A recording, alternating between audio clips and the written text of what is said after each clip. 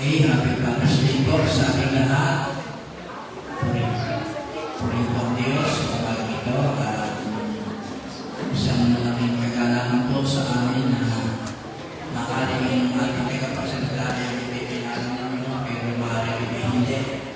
Pero nais ko pong pasalamatan ng Panginoon sa buhay na nito ng Diyos na gagamitin kayo ng umaga. At alam natin na siya ito umigain din. Hindi yung babago siya yung kagalito rin sa atin sa buhay.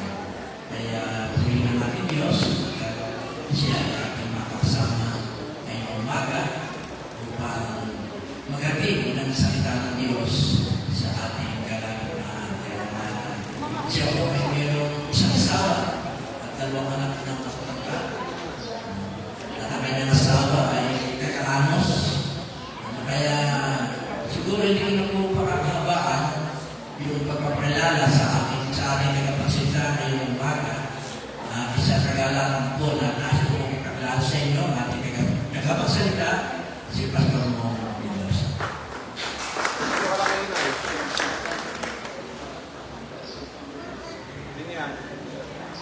Start yan.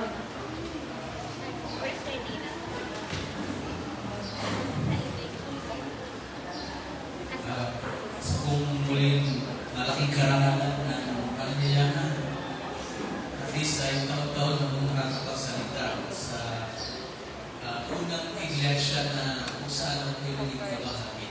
I remember, kung mga year 1990s, ay pastor rin talaga ay ginamit ng Panginoon para magdala ng mabuting balita sa mga taga-bigay.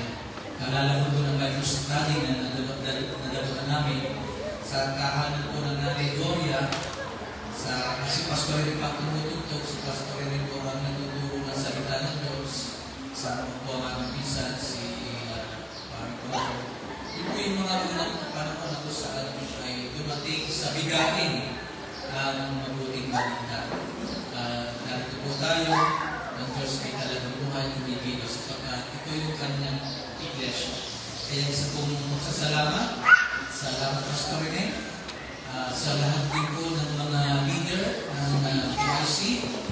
Bagamat ako po ay nasa ABCO, kayo ay nasa PIC, sa langit naman walang ABCO, walang PIC.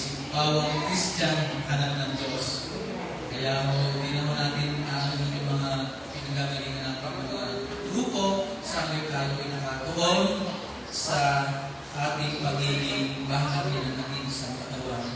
Walang iba kundi ang katawan ng Panginoon Jesus ng Church. Ay po bang aniyahan ang buong kapulungan na magsitayo bilang pagbibigay galang sa salita ng Diyos na magiging batayan ng aking po pangangaral ng mabuting balita. Ang ating pong teksto ay matatagpuan sa mga taga-Galacia. Sulat ni Apostol Pablo sa mga taga-Galacia sa chapter 4, mga talata 4 hanggang 7. Kung hindi po nakita sa inyong mga Bibles, po ay inusundan sa pagbasa. Ngunit nang sumapit ang takdang panahon, isinugo ng Diyos ang kanyang anak. Isinilang siya ng isang babae at namuhay sa ilalim ng kautusan upang palayain ang mga nasa ilalim ng kautusan. Sa gayon, tayo'y maibibilang sa mga anak ng Diyos. At upang patunayan na kayo'y mga anak ng Diyos, isinugo niya ang Espiritu ng kanyang anak sa ating mga puso. At nang sa gayon ay makatawag tayo sa Diyos ng Ama, Ama ko. Hindi na kayo alipin, kundi anak. At dahil kayo'y anak, kayo ay ginawa rin ng Diyos bilang mga tagapagmana niya. Mari po tayo makupo, purihin ang pagkakabasa ng kanyang mga buhay na salita. Minsan po ang aking kay bahay ay nakausap ng aming po isang miyembro sa church na nagtatrabaho sa isang ospital. At sa kanila pong pag-uusap ay ito pong ating kapatid na sa ospital ay nagpakita ng isang larawan ng batang sanggol. Sanggol, bagong panganak sa kanyang cellphone. Sapagkat siya po ay sa social worker sa hospital na yun, at sabi, itong batang ito, babae yung bata, maganda yung sanggol, iniwanan ng anak, ng ina sa ospital pagkapanganak. Tumakas yung ina. Iniwanan yung kanyang anak na pagkagandang sanggol na babae. At nabibiro kami ng aking may bahay, baka pwede natin magpunin. Total, wala naman tayong anak na babae, baka pwede magpunin. Pero sabi ng aking kapatid, magproseso po yung pag-ampon sapagkat kailangan kong dumaan sa mga batas at kalintuntunin, lalo na sa DSWD, tungkol sa adoption. Adoption, pag-adapt o pag-ampon. Naisip ko tuloy, kapag inampon ang bata ito ng isang mayaman, ng isang mabait, ng isang mananampalataya, na mag-asawa, na walang anak, hanapin ko ang batang ito ay lalaki na pinagpala. Lalaki ang batang ito na masaya. Lalaki ang batang ito na masadana ang buhay kapag ang mag-aampon sa kanya ay isang mag-asawa, mananampalataya, mayaman, mabait, at pwedeng ibigay sa kanya ang lahat ng kanya mga pangailangan. Kumpara sa tunay niyang ina na nag-iwan sa kanya pagkapanganak sa ospital.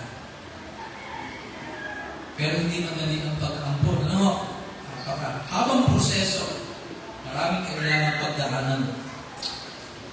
Sa umaga po ito ay nais ko pong hindi lamang maging ang mga tatay ang maging masaya, mga fathers. Hindi po lamang ang nais ko ay maging masaya ang mga anak o mga magulang. Pero nais ko po na sa umagang ito ay maging malugod sa atin ang Diyos bilang siya yung ating Ama na nag-ampun sa atin. Sapagkat ang ating pong Diyos ang siyang dahilan kung bakit po tayo naririto at sumasamba sa Kanya. Kaya po mas pinili ko po talakayan ang paksa ng adoption o pag-aampon sa atin ng Diyos. At ito po ay isa sa pinaka-importanting aral ng Bible tungkol sa kaugnayan natin sa Diyos bilang Kanyang mga anak at siya yung ating Ama. At pinili ko po ang temang ito ng pag-aampon ng Diyos sa atin dahil sa dalawang mahalagang dahilan. Una, bagamat ngayon po ay Father's Day, ngunit naisip ko po na mas dapat pa rin maging pangunahin sa ating pagtitipon ngayong umaga ay ang ating Diyos Ama at ang ating Panginoong Jesucristo, ang Banal na Espiritu. Sapagkat siya po ang sentro ng pagtitipong Kristiyano sa araw ng pagsawa. Hindi po tayo mga ama, hindi po tayo mga ina, hindi po tayo mga anak, hindi po kami mga pastor o manggagawa sa gawain ng Diyos, kundi ang sentro sa pagsamba ng bawat mananampalataya sa araw ng Panginoon ay walang iba kundi ang Diyos. Kaya po, marapat lamang po na ito natin ang ating pakikinig sa mga salita ng Diyos na may kaugnayan sa pag-aampon sa atin ng Diyos.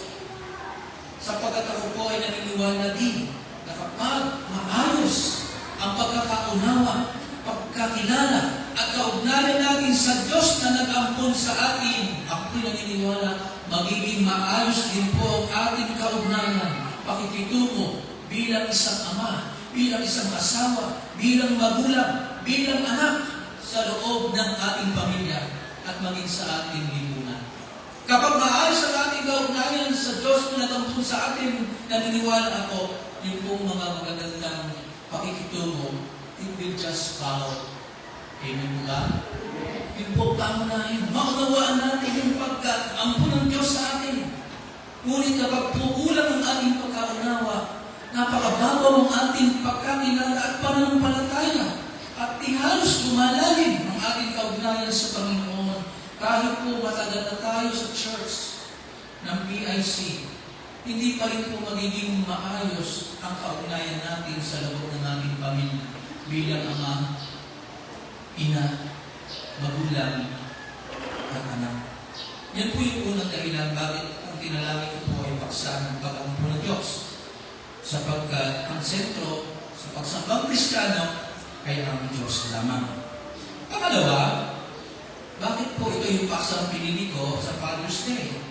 Dahil po ang narito sa ating kalagitnaan ngayon ng mga kapatid ay hindi lahat ay tatay.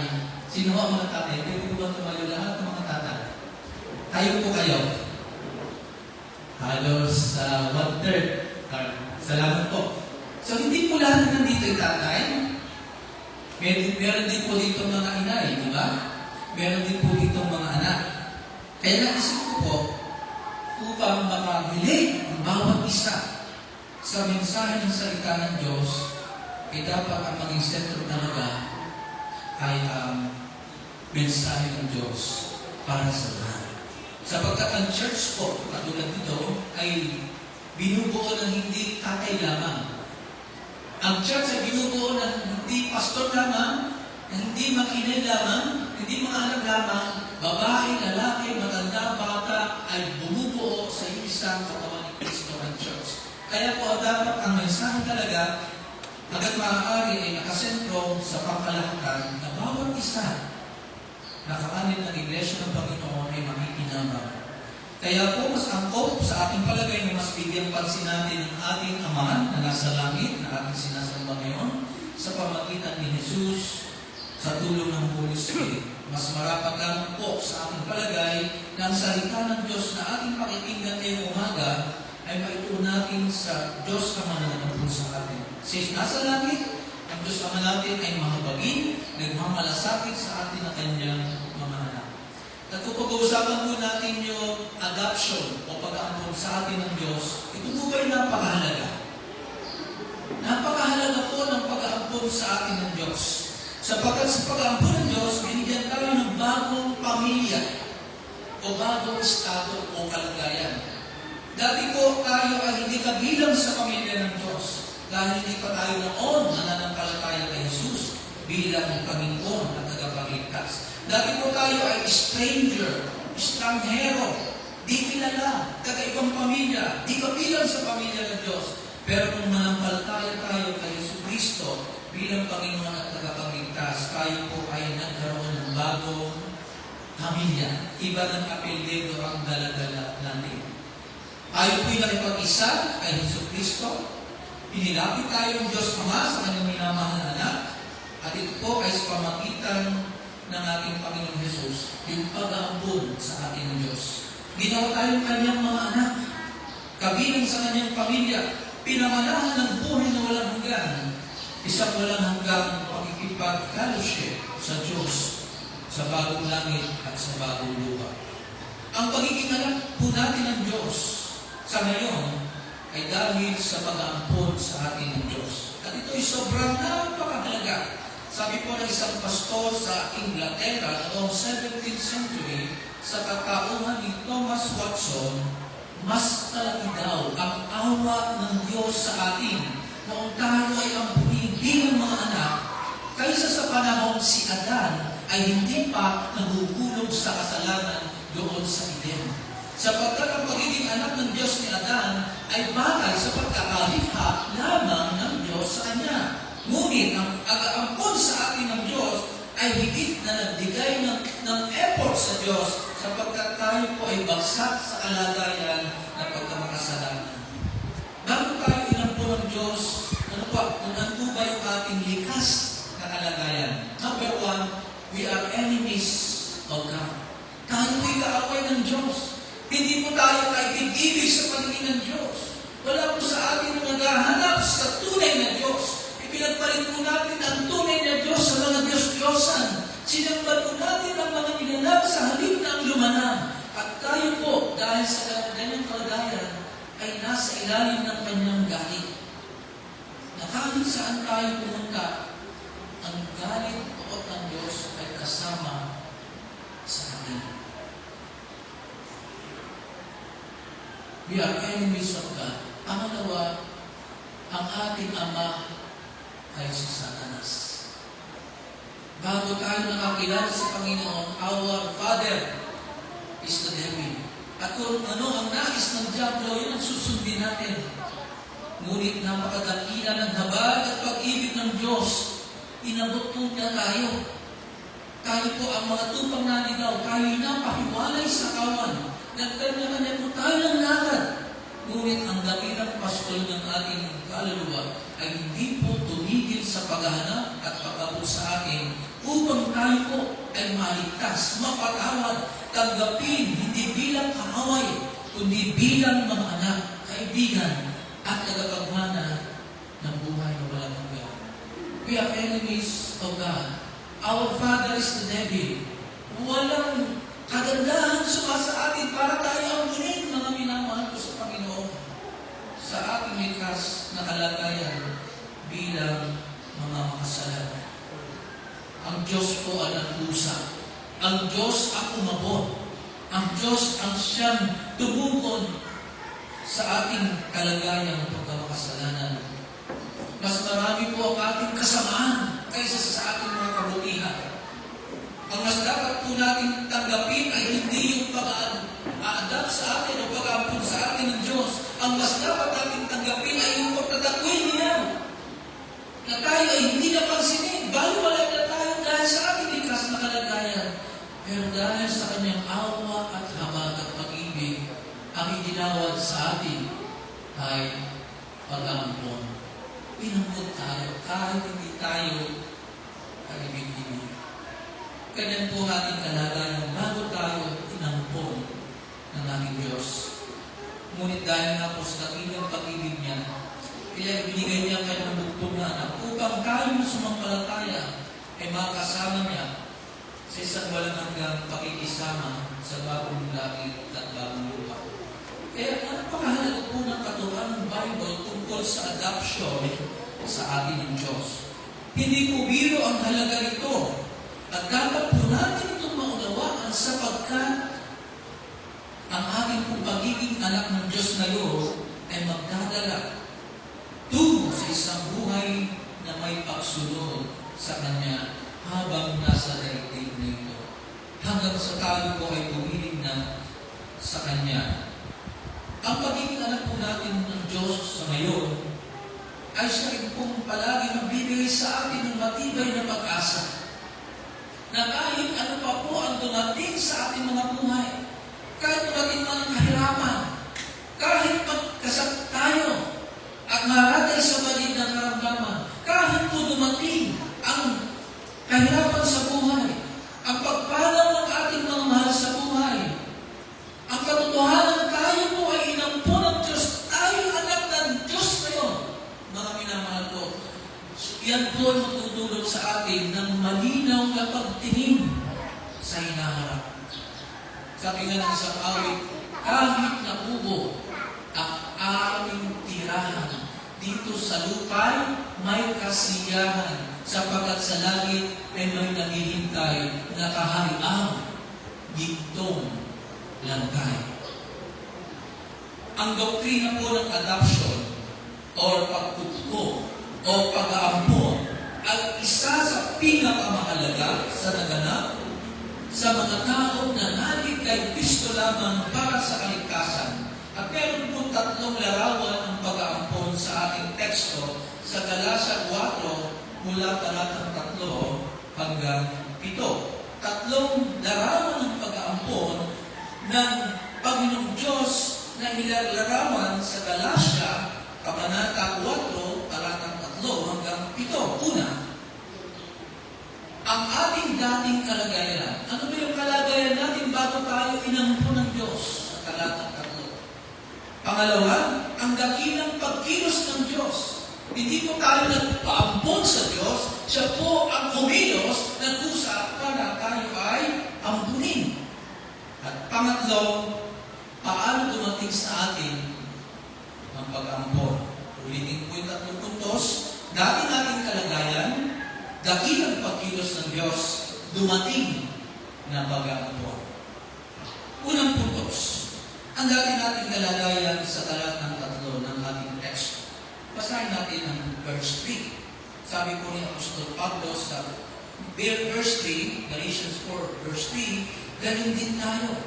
Nung tayo mga bata pa, tayo naaalipin sa mga panimulang aral ng sanlibutan. Bago po tayo inampun ng Diyos, tayo po ay inilarawan bilang alipin. sa talatang 3. We are enslaved to the elementary principles of this world. Ano ba itong elementary principles o mga panimulang aral na ito?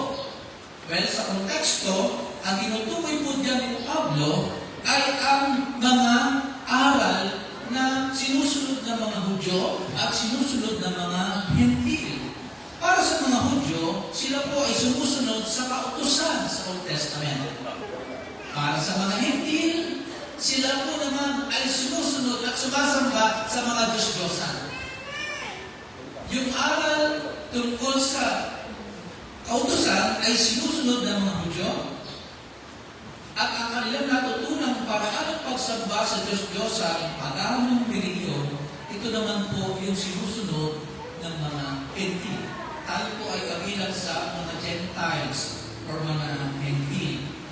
Ang mga Hudyo ay umaasa na sa kanilang pagtupad sa kautusan na ipinahayag ng Diyos kay Moises. Para sila po ay kalagdan ng Diyos, tanggapin ng Diyos, kailangan sundin nila ang kautusan ng Diyos. Ang mga Hentil naman po ay umaasa hindi sa pagsunod sa kautusan, kundi sa pagsunod at pagsamba sa mga Diyos-Diyosan. Na sinasabi doon sa talatang 8 ng Galatia 4, yung mga Diyos-Diyosan yan ay sa kanilang likas na anyo ay hindi mga tunay na Diyos. Kaya ang pag-asa sa pagsunod sa kautusan upang maligtas at ang pag-asa sa pagsamba sa mga Diyos-Diyosan, yan po yung tinutukoy ni Pablo na mga panimulang aral or elementary principles of this world. Para sa mga Hudyo, aral tungkol sa kautusan. Para sa mga Hentil, aral sa pagsamba sa mga Diyos-Diyosan. Kaya po ang pag-asa at pagsunod sa kautusan upang maligtas at ang pag-asa at pagsamba sa Diyos-Diyosan na pangapanulang aral ng sanlibutan, yun po yung kalagayan ng mga taga-Galatia bago sila nanampalataya. At ako naniniwala, yan din po yung ating dating kalagayan. Tama po ba? Ang sinusunod natin yung mga aral na ating nakakisunan. Ano nga? Kaya sabi doon sa verse 1 and 2, bago po magmana ang isang anak, sabi doon, siya po ay tinuturing muna tulad ng isang alipin. No? Yan po yung kultura ng mga Romano noon. Sabi doon sa verse 1, basahin natin, verse 22. So, ganito ang ibig kong sabihin, ang tagapagmana habang bata pa ay hindi nakahihigit sa mga alipin, bagamat siya ang may-ari ng lahat. Subalit, siya ay nasa ilalim ng mga tagapangalaga at mga katiwala bilang hanggang sa panahon itinakda ng mga. So bilang sa Hudyo, nakikita ni Pablo na ang pagsunod nila sa kautusan ni Moises ay parang katulad ng isang bata na hindi pa maaaring pamanahan. Kaya tuturing muna siyang tulad ng isang alipin. At darating yung panahon na kapag siya'y handa na bilang anak at tagapagmana, saka ibibigay ng kanyang ama ang mana sa kanya. Kaya sila po ay naaalipin muna ng pagsunod sa kautusan hanggang sa dumating yung panahon ng biyaya. Kailan yun? Nung dumating ang Panginoon Hesus Cristo. When the fullness of time comes, God sent forth His Son, born of a woman, born under the law, to redeem those who were under the law. Dumating ang tagapagligtas, sinigang ng isang birhen. Ang layunin ay upang matubos mula sa pagsunod sa kautusan ang mga mananampalataya. At ito ay sa pamagitan ng takdang panahon ng Diyos. Yung mababasa natin sa verse 4. Dumating ang ganap na kapanahunan, sinugo ng Diyos ang kanyang anak, ipinanganak niya sa babae at ipinanganak sa ilalim ng kautusan. Ang ibig sabihin ng ganap na panahon, fullness of time. Ibig sabihin, panahon ng Diyos. Panahon na sinilang ni Birhen Maria, ang Diyos anak, kailan? Habang ang mga Hudyo ay nasa ilalim pa ng pagsunod sa kautusan na siyang panamulang aral para sa kanila. So yun po yung kahulugan ng salita, habang bata pa. Na bagamat tagapagmana na, hindi mo na pinamamanahan hanggang sa dumating ang panahon minamarapat ng ama. Tayo po, ito po ang aking magiging trust sa mga ito, sa first point. Tayo po, bago tayo inampun ng Diyos, tulad ng mga Hudyo at mga Hentil noon, tayo po ay alipin ng mga aral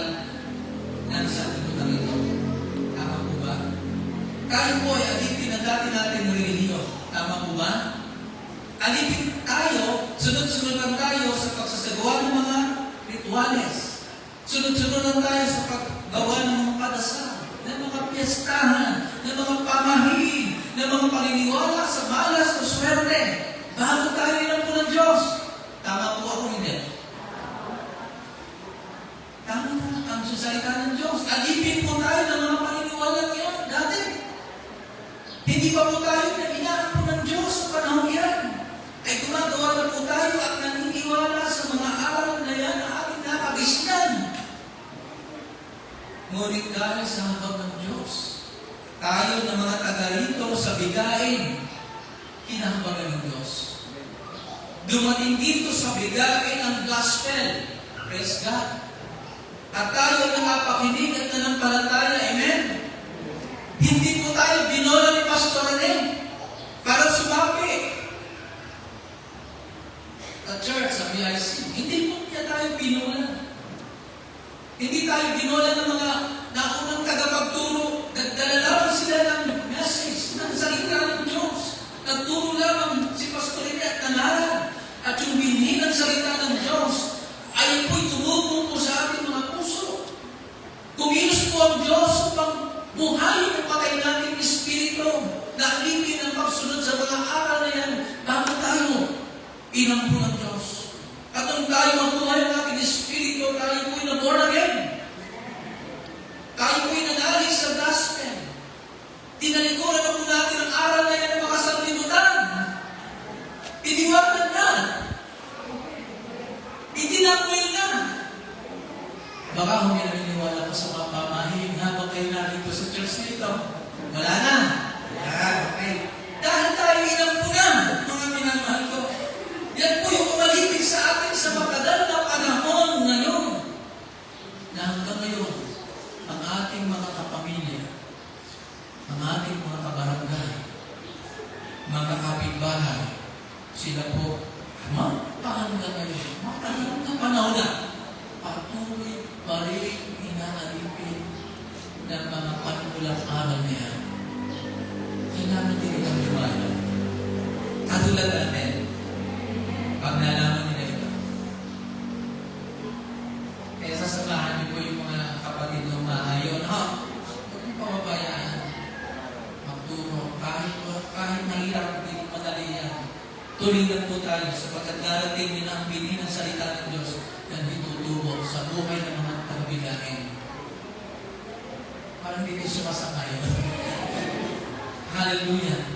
Yan po yung dati nating kalagayan. Bago tayo inampo ng Diyos, bago tayo ginawa niyang anak, bago tayo naging tagapagmana ng mga pagpapala ng Panginoon Jesus, ng kaligtasan, bago inalis ng Diyos ang kanyang galit sa atin dahil sa ating pagkamakasalanan, yan po yung dati nating kalagayan. We are enemies of God. We are sons and daughters of Satan. Sinusunod natin ang elementary principle ng sanlibutan. Ngunit dahil sa habag ng Diyos, dumating ang gospel, nakakilala tayo sa Panginoon, tinanong tayo ng Diyos. Kaya huwag po natin babalikan na yung dating kinabisnan yan, na hiwalay sa salita ng Diyos, na umaalipin sa mga tao sa matagal na panahon. Sa halip, lalo po tayo lumago, kanino? Kay Jesus Christ. Sa kaalaman tungkol sa kanyang salita, sa mabuting balita na nagdadala sa atin mula sa kaharian ng kadiliman patungo sa kaharian ng Diyos kay Jesucristo. Huwag mo natin ipagpalipan yung pag-aaral ng Bible. Huwag yung Bible study, dalawa. No? Basta wala akong tayo. Ito yung tayo. No? Para kayo hindi na ako makikita rito, Pastor. No? So yun po yung una. Yung dati natin kalagayan, bago tayo inampo ng Diyos. Pangalawa, yung dakilang pagkilos ng Diyos na siyang naging dahilan ng pag-ampo. Ano sabi dun sa verse 4 and 5? Subalit nung dumating ganap ng panahunan, sinugo ng Diyos ang kanyang anak na ipinanganak ng isang babae at ipinanganak sa ilalim ng kautusan upang tubusin ang mga nasa ilalim ng kautusan upang matanggap natin ang adoption or pagtugko or pag-ampon bilang mga anak. Praise God. Napakagandang talata. But when the fullness of time had come, God sent forth His Son, born of a woman, born under the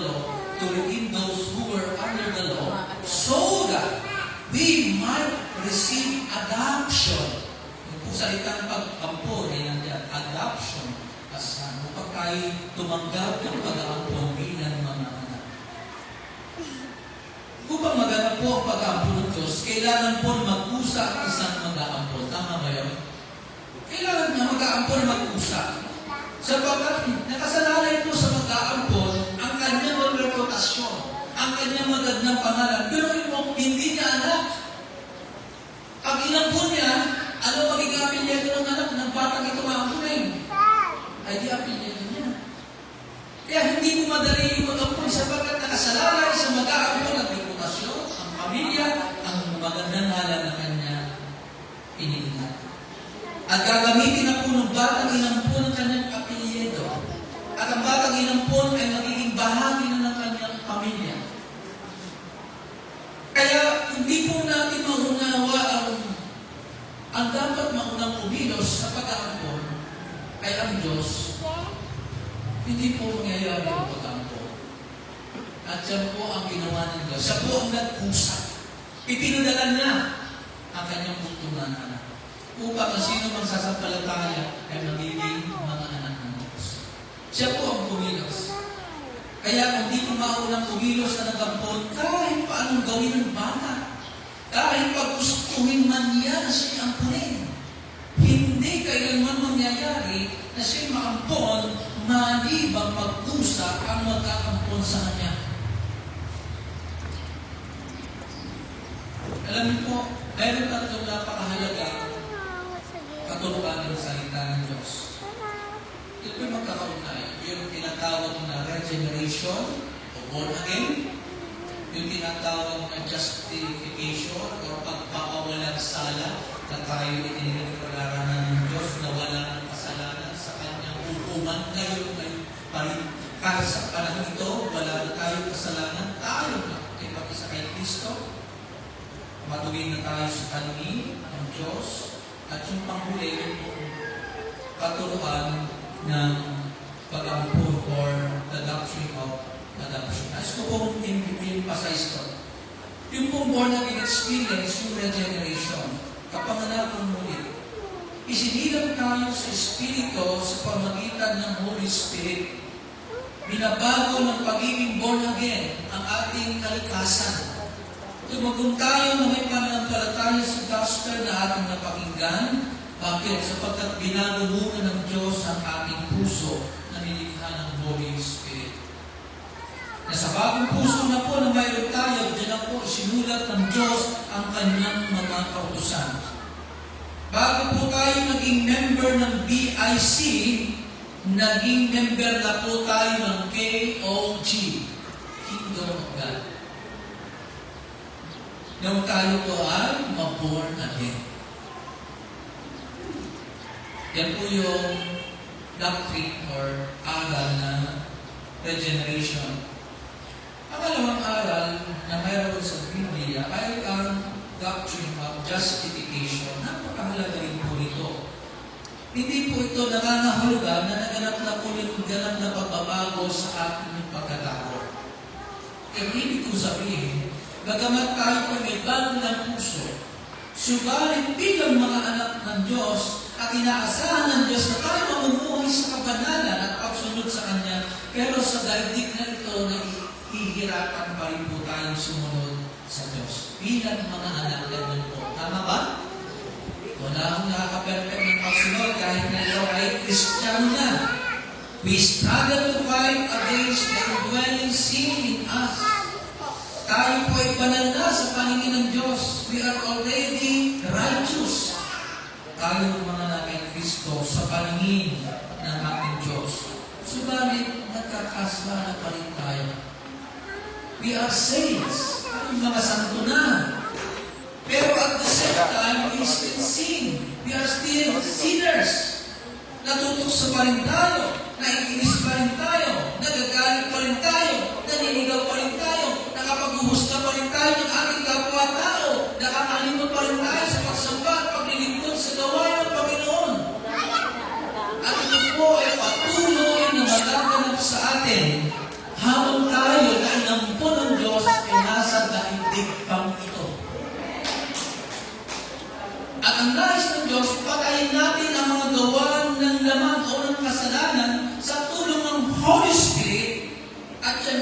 may bahagi tayo. To mortify the deeds of the flesh, meron po tayong bahagi.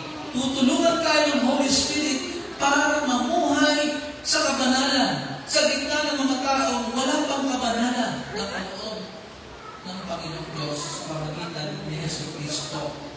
Ang tawag po dyan ay ang ating buhay sa daigdig na ito, our Christian life, our Christian journey, ang tawag po dyan ay sanctification. Progressive. Unti-unti, tayo po palapit ng palapit sa pagtulad kay Kristo hanggang sa maliit ng tayo na kamatayan, doon na po magiging perfect yung ating sanctification. Ngayon, ano po yung kaugnayan nito sa justification? Importante po maunawaan din natin ang justification. Kahit po tayo ay nakakasala, kahit po tayo nahuhulog sa pagsuway, dahil ikaw at ako ay pinapaging matuwid ng Diyos, dahil sa katuwiran ni Kristo, hindi ka na kabilang sa pupunta sa impyerno. Ulitin ko po yun. Kahit po ikaw ay nagkakasala pa rin sa iyong Christian life, ups and down, sanctification po yan, ngunit yung ginawa ng Panginoong Kristo sa krus, na iyong sinampalatayanan, yung katuwiran ni Jesus ay binalaban sa iyo. At ang tingin sa iyo ng Diyos Ama, matuwid ka dahil kay Kristo. Pero pag sarili mo titignan mo, ang daming problema, ang daming kahinaan. Di ko ba? Pero lagi mong titignan yung justification. Ikaw ay pinapaging matuwid na ng Diyos. Ano man ang nangyari, nahuhulog sa kasalanan, natutokso, nagagalit, naiinis, ano man ang mangyari, hindi babaguhin ng Diyos ang kanyang deklarasyon. Ikaw ay inampung kong anak, matuwid ka sa paningin ko dahil kay Kristo na sinampalatayanan mo. Hindi babaguhin niya ng Diyos. Kaya lang, ang iyong Christian journey, ups and down, tulungan ka ng Holy Spirit. Meron kang gagawin. Bible study, manalan, di ba? Pero hindi lahat ay, ang level ng ating kabanalan ay hindi lahat patay-pantay. Pero, yung ikaw ay pinubos at ikaw ay pinapaging matuwid, patay-pantay mo. At so, ay hindi magbabago. Kaya marami po salamat sa Diyos. Maalagay po, katuruan na yan sa salita ng Diyos. Sa paningin ng Diyos, naman tayo tinanggap na niya bilang mga matuwid na dahil sa matuwid kay Kristo na matuwid. Nakamtan po natin ang pag-aaring matuwid ng Diyos sa atin nung tayo ay manampalataya kay Yesu Kristo bilang Panginoon at tagapagligtas. Na sa kanyang persona, sa kanyang ginawang pagliligtas sa krus, tayo po ay tinanggap na ng Diyos bilang matuwid sa harapan niya. Hindi dahil tayo matuwid, in fact, hindi na tayo matuwid. Pero yung katuwiran ni Kristo na itinawag sa atin ng Diyos, yun po ang tinitingnan ng Diyos para patuloy tayo tanggapin niya bilang matuwid ng mga anak ng inampon. Wala tayong katuwiran ng our own. It is the righteousness of only the righteous one, the Lord Jesus Christ. Hindi po tayo magiging matuwid dahil sa pagsunod natin sa kautusan, kundi nagiging matuwid tayo sa pamagitan ng ating faith sa matuwid kay Yesu Cristo. Kailanman po ay hindi yung babaguhin ng Diyos. Kaya ang tuwid sa atin bilang mga matuwid na anak ng Diyos ay mananatili at yan ay magpapatuloy dahil tayo ay nananampalataya kay Yesu Cristo. From faith to faith, from the beginning to the end of our earthly life, by faith, the just shall live by faith. Keep your eyes always on the person and finished work of our Lord Jesus Christ. Sa ating pong pagkakasala bilang mga mananampalataya, sa ating paglalakbay sa daigdig na ito, our sanctification, ibig ko sabihin, kapag tayo nagkakasala, nananatili pa rin ang bisa ng dugo ni Kristo upang tayo ay tanggapin at patawarin ng ating Diyos Ama, upang tayo ay linisin niya mula sa lahat ng ating karumihan sa harapan niya sa sandali sandali na tayo po ay magsisi, Lord, sorry. Nagalit ako. Nagsinungaling ako. Lord, sorry. Humusga ako ng kapatiran. Lord, sorry. Naging tamad ako. Patuloy ang aplikasyon ng dugo ni Jesus para linisin tayo sa lahat ng mga nagagawa natin pagkakasama. Pinapanalan ng Diyos. Kailangan lang natin ng humingi ng tawad, magpakababa. Huwag po naman natin abusuhin ang biyaya nito ng Diyos. Yan po ating kalagayan bilang mga anak ng Diyos na habang tayo nasa daigdig na ito, tayo po ay saints, banal, santo, at the same time sinners, nakasal ko rin. But we, by His grace, tayo po ay patuloy na nag-i-enjoy ng blessing of our justification, being in Christ Jesus. Pinapaging matuloy tayo ng Diyos. Yan po ay estado, kalagayan, hindi mababago. Mananatili yan. Matuwid tayo sa harapan ng Diyos, tayo ng mananampalataya kay Kristo na matuwid. Hindi yan babagoy ng Diyos, anak tayo ng Diyos, magpakailanman dahil kay Kristo na ating sinampalataya. Klaro po ba yun sa atin?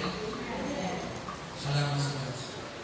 Doctrine of regeneration, doctrine of justification, and finally, doctrine of adoption. Bibigyan ko po muli ito. Ang katuruan ng Bible tungkol sa pag-ampon, yan po ay napakaganda. Sapagkat ang pag-ampon, yun po ay hindi rin po nagbabago ng ating likas na kalagayan. Kanina, nabanggit ko na tayo ikakasala pa rin. Hindi binabago ng pag-aampon ng Diyos sa atin yung ating likas na kalagayan. Ang binabago po ng pag-aampon ng Diyos sa atin ay yung ating estado o status. Parang ganito, kung ikaw ay single ngayon, nagpakasal ka, ano lang yung single status? Married na, nabago. Yun po yung ginagawa ng pag-aampon ng Diyos sa atin. Yun ang nagiging estado natin, o status natin sa harapan ng Diyos na tayo tinanggap niya. Hindi po tayo nagpaampon o nagkusang ampunin ng Diyos sa halip ang Diyos po ang tumama, ang Diyos po ang tumanggap, ang Diyos po ang nag-agap sa atin bilang mga anak na babae at anak na lalaki ng Diyos.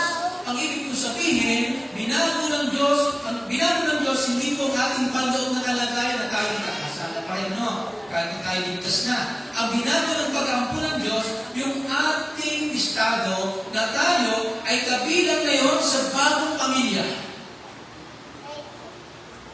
Mula po tayo doon sa pagiging alipin ng kasalanan, alipin ni Satanas, patungo sa pagiging anak na babae at anak na lalaki ng Diyos. Yun po yung nabago. Na sa mundong ito, ay po ba'y maniniwala? Na sa mundong ito, meron lamang dalawang pamilya. At bawat isang tao kabilang sa pamilya nito, either of one of the two. Okay? Dalawa lang ang pamilya sa daigdig na ito. Una, ang pamilya ng Diyos. Tama ba? Pangalawa, kaninong pamilya? Pamilya ng Satanas. Dati ang ama natin si Satanas, kung hindi pa tayo nag-born again. At lahat ang hindi pa nag-born again, kaninong pamilya kabilang?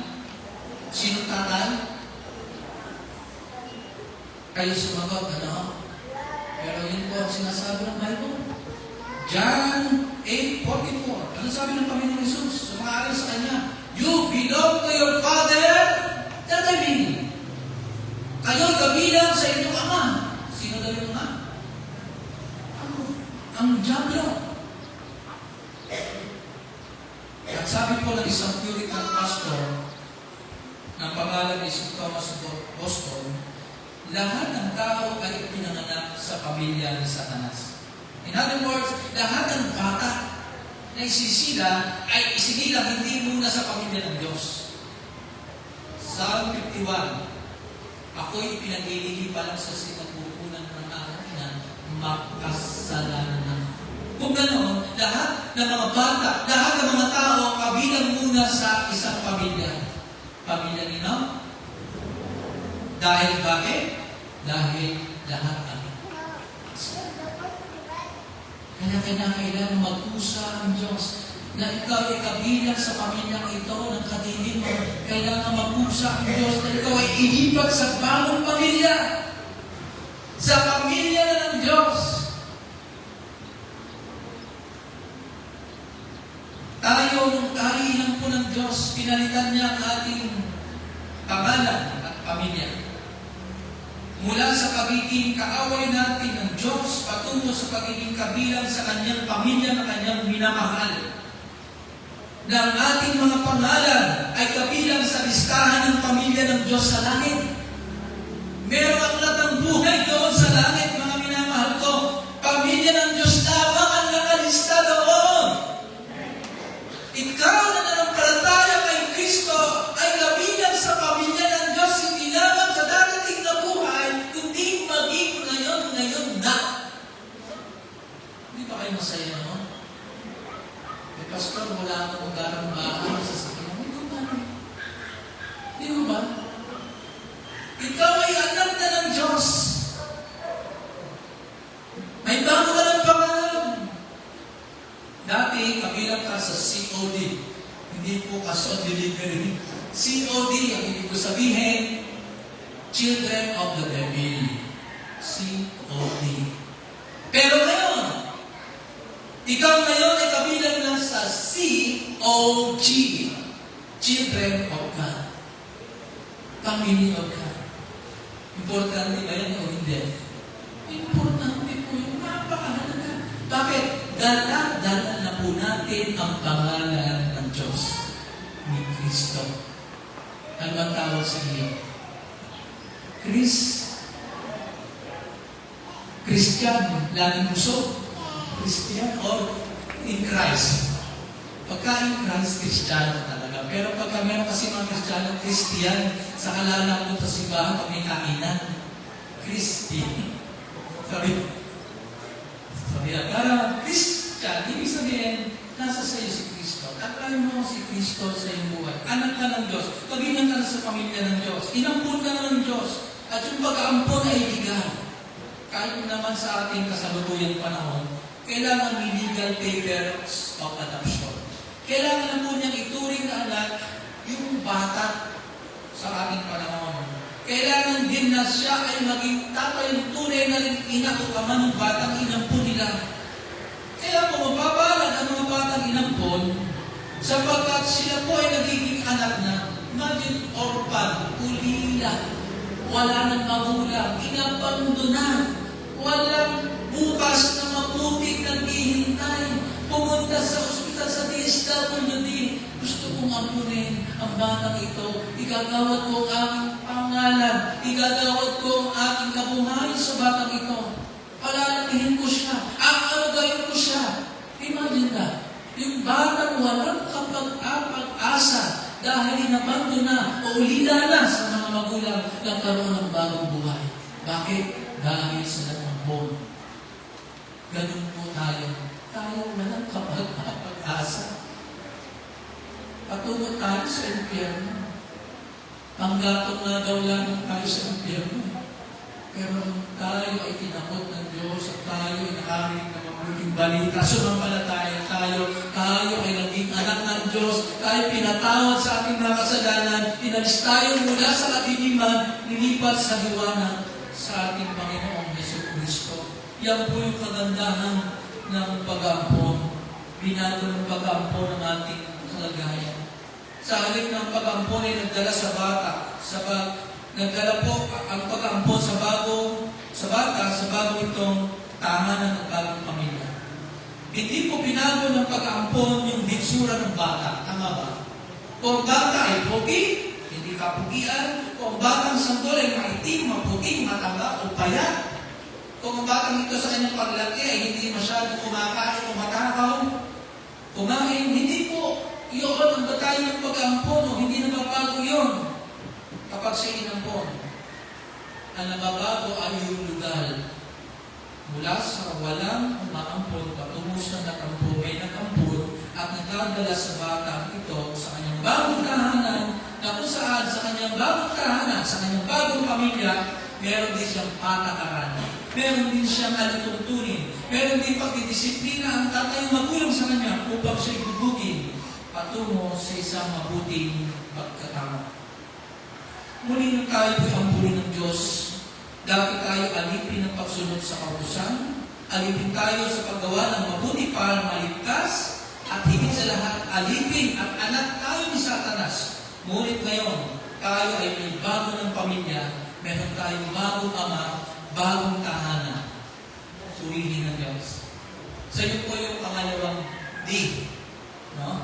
Ano ba yung unang D? Ang dati nating kalagayan bago ang pag-ampon.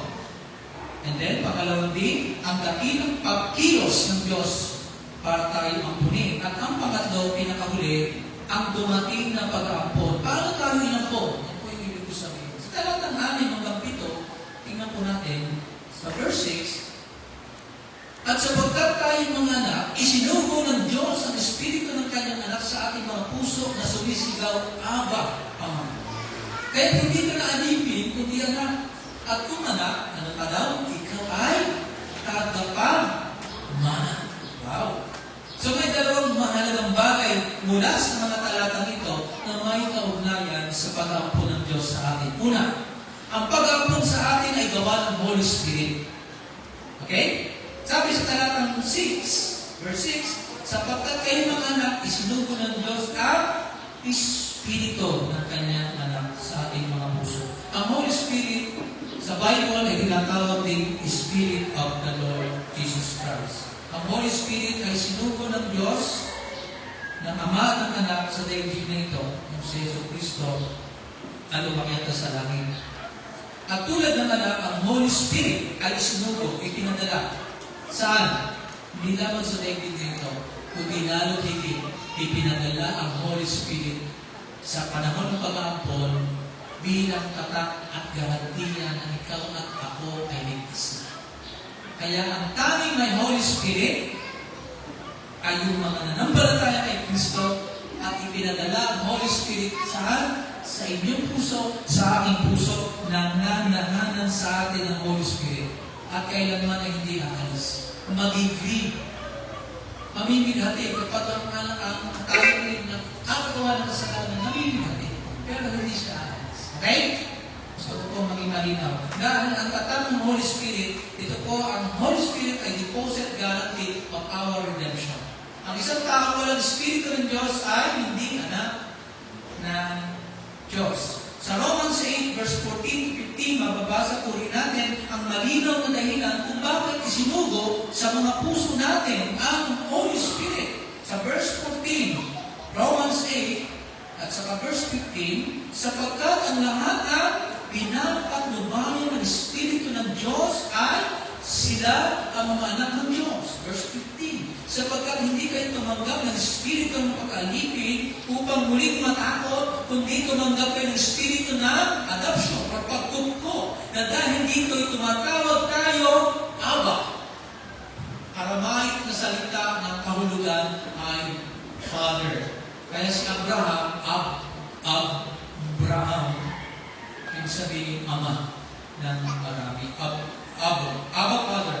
So, sino raw yung tumatawag ng Abba Father? Yung dinatnan ng banal na Espiritu na nag-aambon. Ngayon, dito po, makikita natin na pinapatnubayan lamang daw ng Holy Spirit. Sino? Yung mga anak ng Diyos.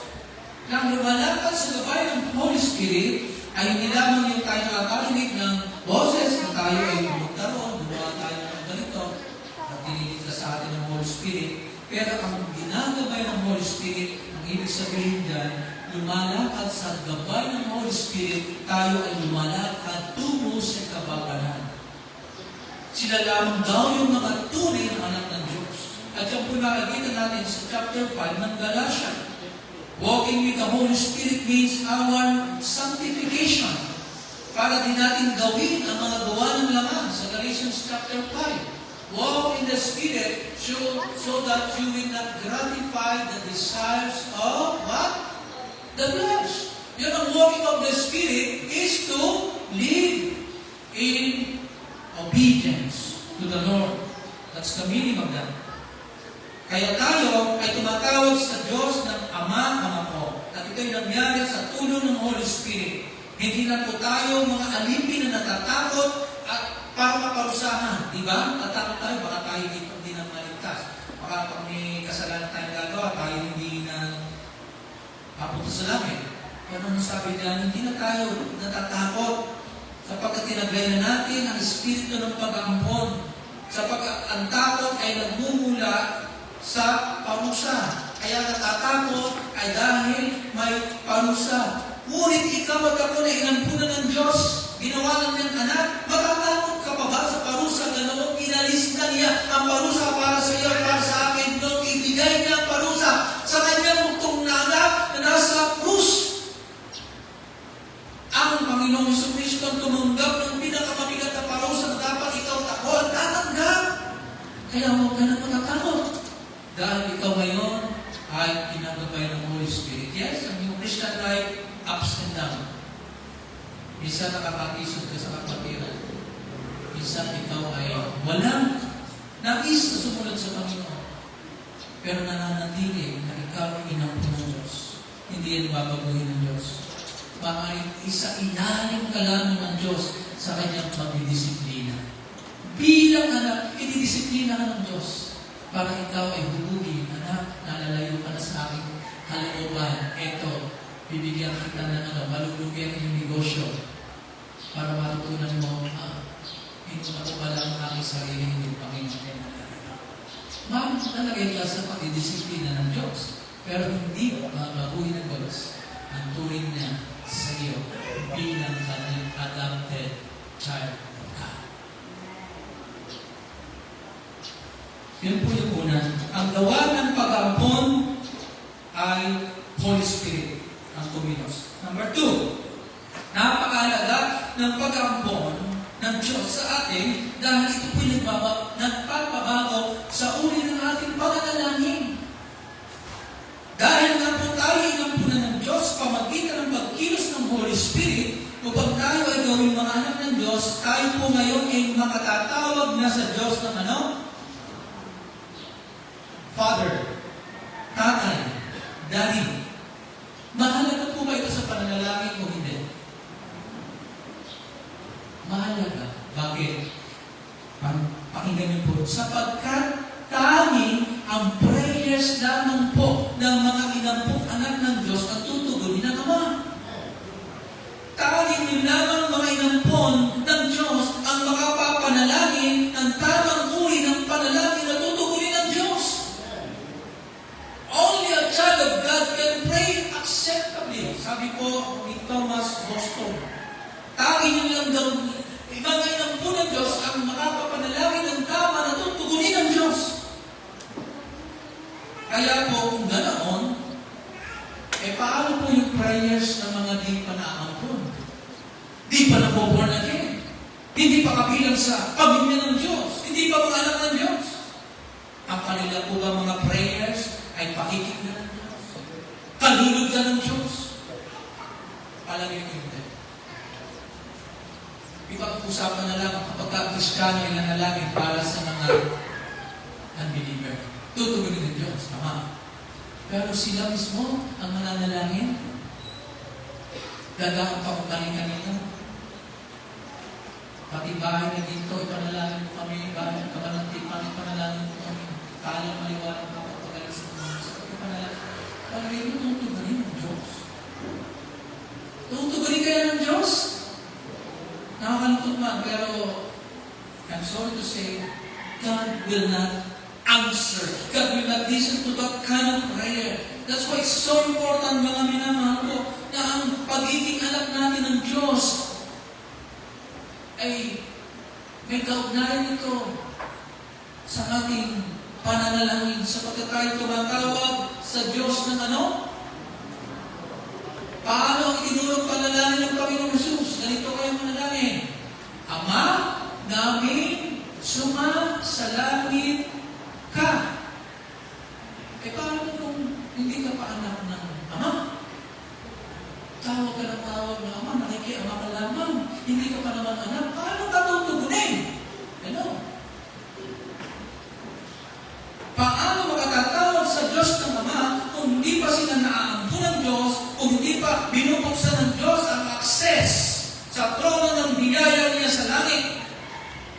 po, maaaring papaniwalaan nila ang sarili nila na sila'y mga anak din ng Diyos. Ngunit hindi po kalulugdan ng Diyos ang kanilang mga pananalangin. At kung hindi yan kalulugdan, talaga nyo tutugunin? Hindi tutugunin. Sa kano po, ako po ay nag-drive through sa Jollibee sa San Pedro. Ako ay nagbabayad na, may batang lumapit. Kuya, may pera sa yung bata. Ayos mo yung bata. Nahingi sa akin ng pera. Ba't ka nahingi sa akin ng pera? Wala po ako, bibili ko lang pagkain. Nasaan tatay mo? Wala po.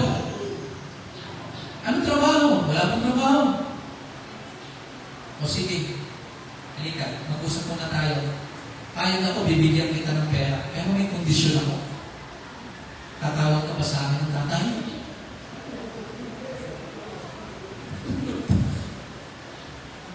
Kung tatawag ka sa akin ng tatay, bibigyan kita. Pangalawa, dahil ikaw ay anak ko na, kailangan sumama ka sa akin sa bahay. Doon ka nagtitira. Because talagang sinabi ko sa bata, tawagin mo mong tatay, sasama kita sa aming bahay, doon ka nagtitira. Payag ka, bibigyan kita ng pera. Hindi umiimik yung bata. Hanggang munting-munting umalis na po. Hindi ko na po nabigyan yung bata. Tanungin ko po kayo, bakit hindi ko binigyan ng pera yung bata? Kasi hindi ko siya anak. Kaya tinanong ko muna nga sa tatay mo. Biglang sabi ba, pinababayaan ng tatay mo kaganyan? Hindi siya anak eh. Kaya hindi ko siya binigyan. Pero kapag ang dalawa kong anak ko humingi, kahit pa walang pera sa ngayon na dati, nagawa natin ng marami. Bakit? Ay, anak ko eh. Kahit wala akong sapat na pera ngayon, gagawin ko ng paraan.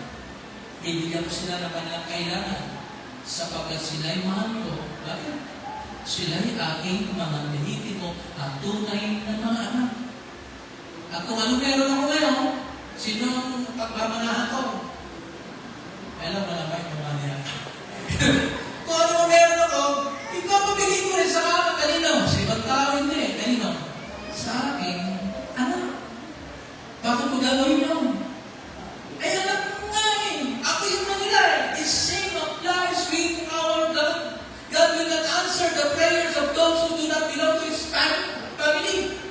Only those who were adopted as sons and daughters of the King will enjoy this privilege of coming to His throne. We have access to the throne of God in heaven because we are children of God. That's our privilege. Dahil tayo adopted children of God. At yan ay dapat magpabago sa uri ng ating pananalangin. Dati, kung tayo hindi pa naampo ng Diyos, ang haba-haba nating manalangin. Paulit-ulit, walang katapusan. Meron pang umaga, meron pang gabi, meron pang pang-amatan, pang-siyakan, pang-apat na buwan, meron pang pang-babang lusa, meron pang pang-tuklong, saling lamang ang langay. Walang salita na may kabuluhan doon. At hindi niyo kayo mag-ahon ng magandang nasa purgatorio na kaluluwa. Hindi pakikinggan ng Diyos. Dahil bukod sa mali ang paraan ng pananalangin, ang mga nananalangin ay hindi pa kabilang sa pamilya ng Diyos. Hindi pa nila ama ang Diyos. Paano sila pakikinggan? Kaya mahalaga ito, itulong po natin. Magsumikap tayo. Kung gusto natin ang mga mahal natin sa buhay, ay tawagin bilang mga anak ng Diyos at sila makapanalangin sa tunay ng Diyos at matawag nilang Ama ang Diyos. Ibahagi natin ang salita ng Diyos. Paano tayo pakikinggan ng Diyos? At paano tayo magiging anak ng Diyos? Tayo pinaging anak. Sabi sa John 1 verse 12, subalit ang lahat ng tumanggap sa Kanya at sumampalataya ay pinagkalooban sila ng karapatan maging mga anak ng Diyos. Sila ay pinanganak hindi sa dugo o sa kalooban ng tao o sa kalooban ng laman, kundi sa kalooban ng Diyos. 1 Peter 1:23, ipinanganak ng tayo muli, hindi ng binging nasisira. You were born again not of the perishable seed, kundi ng walang kasiraan sa pamagitan ng buhay at nananatiling salita ng Diyos. Kayo ay born again sa pamagitan ng Word of God. Yan po ay di kagagawa ng sinong tao. Ang pagiging born again natin ay gawa lamang ng Diyos. Nagdulot sa atin ng pag-ampon, nagpawalang sala sa atin sa lahat ng ating mga kasalanan noon, ngayon, at sa mga darating sa harapan ng Diyos. At may katiyakan na po tayo na tayo tutugunin ng ating Amang Diyos dahil sa ating pagkipag-isa kay Kristo Jesus. Kaya po sa aking pagwawakas, napakahalaga ng itatanong ko na ito po inyong pagbulay-bulay. Ang unang tanong ko sa lahat, ikaw ba ay naging anak na ng Diyos? Ikaw ba ay inampon na ng Diyos? Ikaw ba ay tinutugon ng Diyos Ama sa iyong pananalanan? Kung hindi pa, may panahon ka pa ngayong lumapit sa ating Panginoon Jesucristo. Jesus is calling you, inviting you, nananawagan sa iyo na ikaw ay magsisi, tumalikod sa iyong pagsunod sa mga aral na makasanlibutan. At yakapin mo ang aral at turo ng Ebanghelyo ni Jesucristo na nakapagliligtas. Ang Ebanghelyo na nagbibigay ng kapayapaan mo sa harapan ng Diyos. At yan ay ang gospel ni Jesus Christ.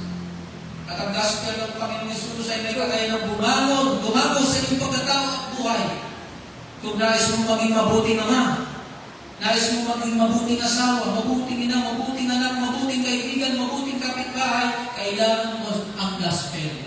Kailangan mo si Kristo. Si Jesus ay namatay upang ikaw ay matubos sa lahat ng mga kasalanan. Siya'y binibing at muli at araw, siya'y muling nabuhay. Siya'y umakyat sa langit at ngayon ay nakaluklok sa trono ng kanan ng Diyos. At darating ang araw na siya'y muling magbabalik upang ikaw at ako na inampun ng Diyos ay sama niya sa bagong langit at bagong lupa, na doon mamamasdan natin ang kaluwalhatian ni Jesus. Mamamasdan natin ang Diyos na lumalang at nagligtas sa atin. Doon wala nang mamamatay pa, wala nang magkakasakit pa, wala nang paghahangin ang panagkasalanan. At dahil tayo ay nampunan ng Diyos, ibinilang na sa kanyang pamilya sa pamagitan ng kanyang mayamang habag at biyaya ng pagliligtas sa atin ay Jesucristo. Ipabalita po natin ang mabuting balikan ito ng pag-aampon ng Diyos. Muli, maraming salamat po and happy Father's Day sa lahat ng mga tatay na narito. Let us give them the